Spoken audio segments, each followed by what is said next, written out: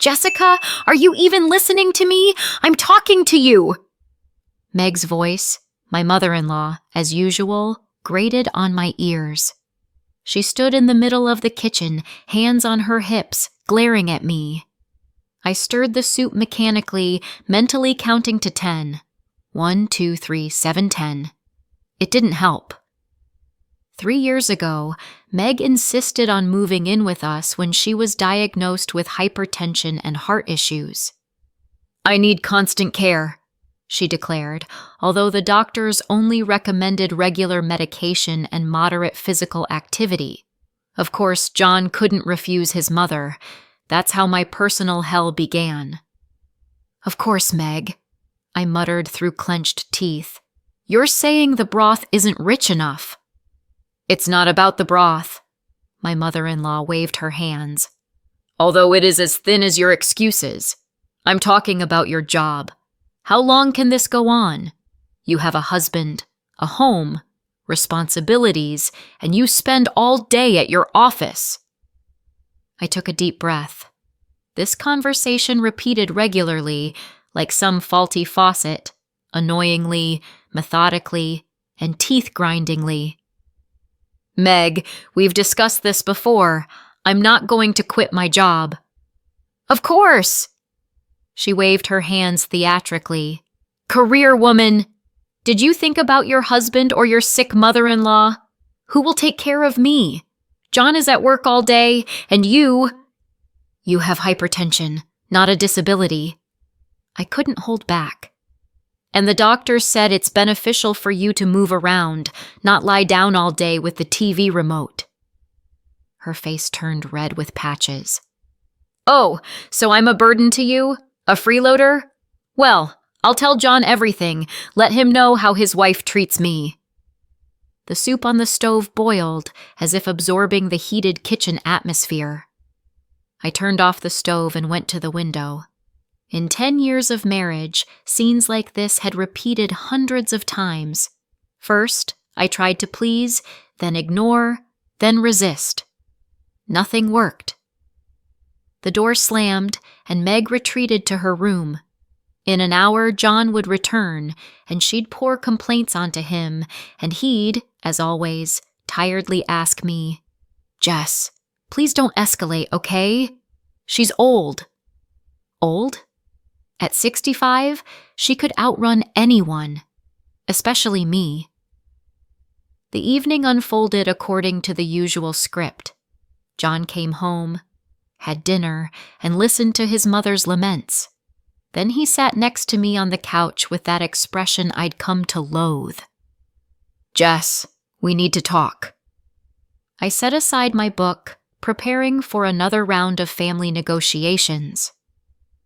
"Mom has really deteriorated. She needs care, attention. You remember what the doctor said 3 years ago when she insisted on moving in with us? Her condition might worsen without proper supervision. And you're at work all day. So I'm supposed to give up the career I've built over the years? John, I'm 35, a leading specialist, and there's a promotion on the horizon."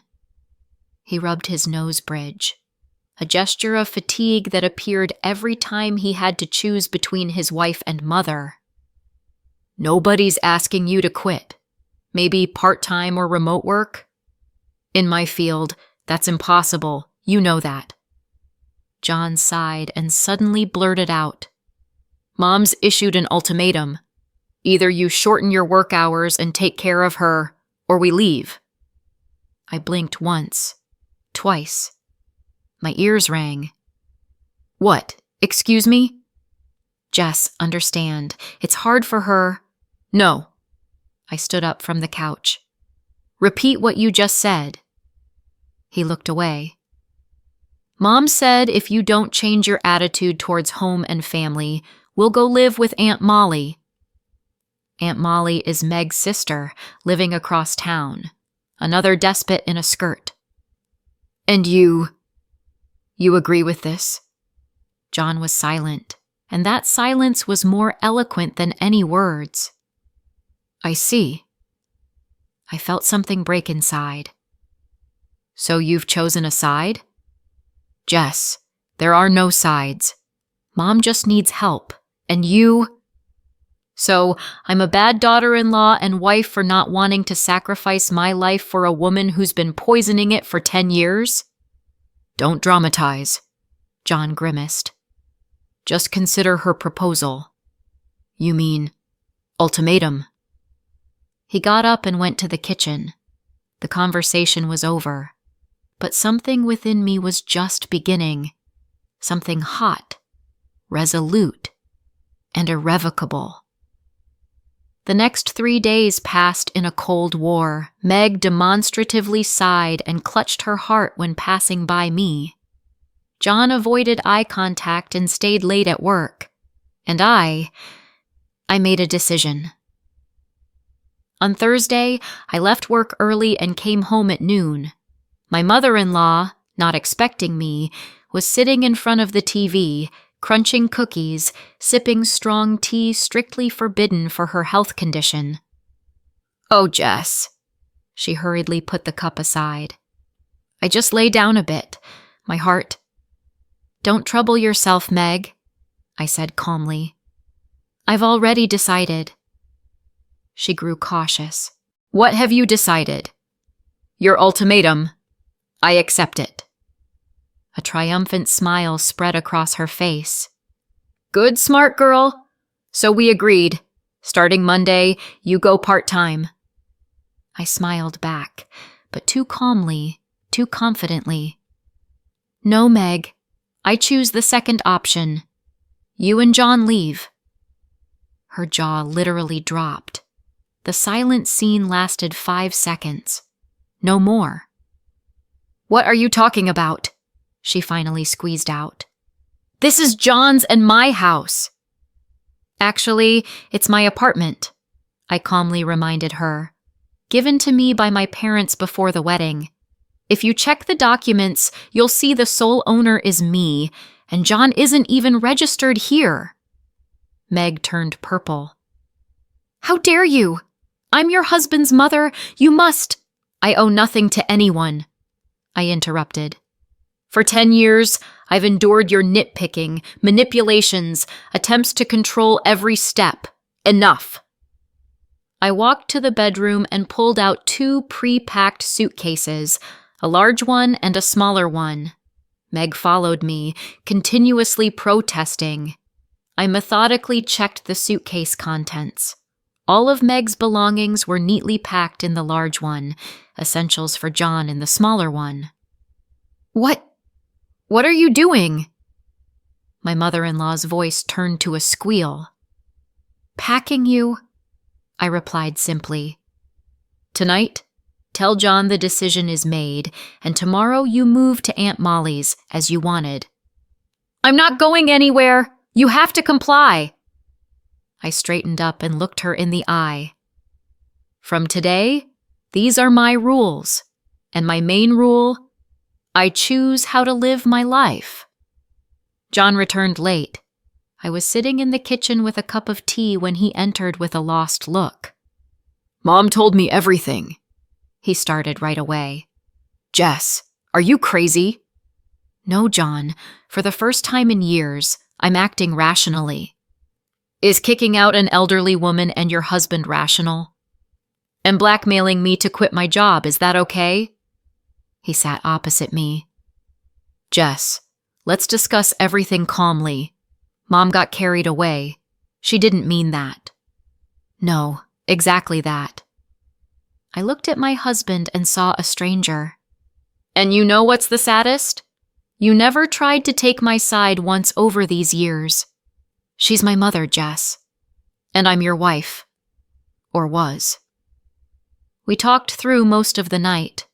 Rather, I talked, calmly, without hysteria, just listing all the instances when Meg interfered in our lives while John spinelessly avoided conflicts.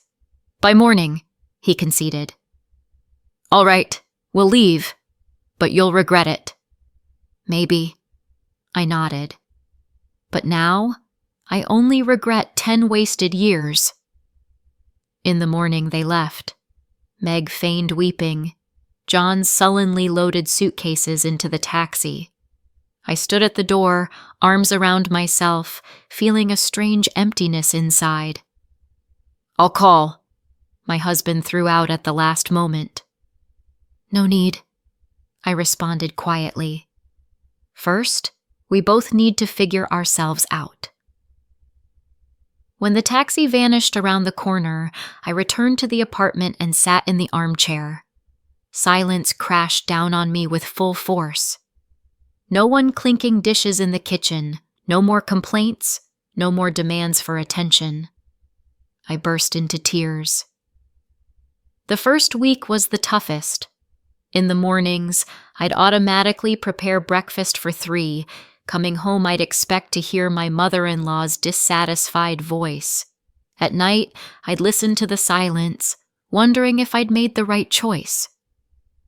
John called on the 3rd day. His voice was tired. "How are you?" "Fine," I lied. "How are you?" "Aunt Molly took us in. Mom isn't feeling too well." I closed my eyes. More manipulation. "Give her my regards," I said, and hung up the phone.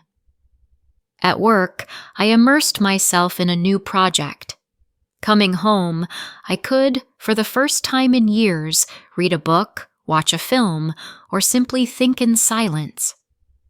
Gradually, I noticed the newfound freedom in my life. No one monitored when I came home. No one criticized my cooking. No one demanded an account of every spent penny. 2 weeks later, Sarah, my old friend whom I hadn't seen for years, called. Meg considered her too modern. "Jess, I know everything. Shall we gossip?" We met at a cafe and I poured out the whole story. Sarah listened, shaking her head. "Horrible. How did you tolerate it for so long? I would have run away on the 2nd day." We laughed, reminisced college days, made plans, and suddenly I realized that I was breathing deeply for the first time in 10 years. At work, I received a promotion. I became the department head, and the salary increase allowed me to start a renovation in the apartment. I chose light wallpaper instead of the dark ones Meg liked, bought bright cushions for the sofa and fresh flowers, which my mother-in-law called dust traps. John called less frequently. In the last conversation, he mentioned finding a place closer to work and moving out from Aunt Molly's with his mother. "And how's Meg?" I asked out of courtesy. "Okay," he replied after a pause. "Surprisingly well. She even enrolled in senior computer literacy courses." I smiled. My absence seemed beneficial not just for me. 3 months later, Sarah invited me to her birthday. At the lively gathering, I met Alex, an architect just back from a long business trip. We talked all evening, and he offered to walk me home. "May I invite you to the theater on Saturday?" he asked at the entrance. I hesitated. After 10 years of marriage, I was unused to courtship. Yes, I finally decided. The divorce papers arrived 6 months after John and I parted ways. I signed them without hesitation. We met at a cafe to discuss the final details. "You've changed," he remarked, observing my new dress and haircut. "Yes," I agreed. "And I'm grateful to you and your mother." He raised his eyebrows in surprise. "For what?" "For helping me find myself. Sometimes you need to lose what you have to understand what you truly want." John thoughtfully twirled his cup. "And what do you want, Jess?" I smiled. "To live my life without regard to others' expectations." In the evening, I returned to my renovated apartment. Alex was due in an hour to have dinner together. In the fridge awaited a salad and a casserole. I learned to cook for pleasure, not obligation. I approached the window. The city twinkled with lights, and in the glass reflection, I saw myself, smiling, free, beginning a new chapter. My grown children from my first marriage were coming with my grandchildren on the weekend for the first time in years. Meg had always found ways to ruin these gatherings. But now, in this home, it's truly my rules, and the main rule is that happiness lives here. I took a deep breath and exhaled. 10 years I was a hostage to others' desires. 10 years trying to meet others' standards. But sometimes, it takes just one decisive step to change everything. The doorbell interrupted my thoughts. Alex stood at the door with a bouquet of wildflowers, my favorite. "Ready for an adventure?" He smiled. I nodded, closing the door behind me like never before. Did you like the story? Write your opinion in the comments. Don't forget to subscribe to the channel and turn on notifications so you don't miss the next interesting story. See you tomorrow.